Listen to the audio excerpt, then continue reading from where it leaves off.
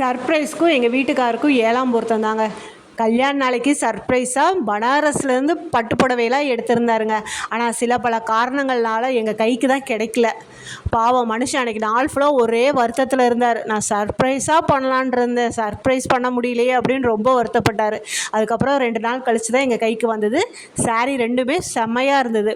அதில் பார்த்திங்கன்னா இந்த ரெட் கலர் சாரீ தான் சூப்பராக இருந்தது. பார்டர் டிசைன் எல்லாமே என்ன இந்த ஊர் நார்த் இந்தியாக்காரங்க கட்டுற மாதிரி சாரீ. நான் சொன்னேன், நம்ம ஊரில் விருதுநகரில் காரியாப்பட்டியில் அடிக்கிற வெயிலுக்கு இந்த சாரீலாம் என்னால் கட்ட முடியுமா அப்படின்னு. அவர் சொன்னார், நீ இங்கே வரும்போது கட்டு அப்படின்னாரு.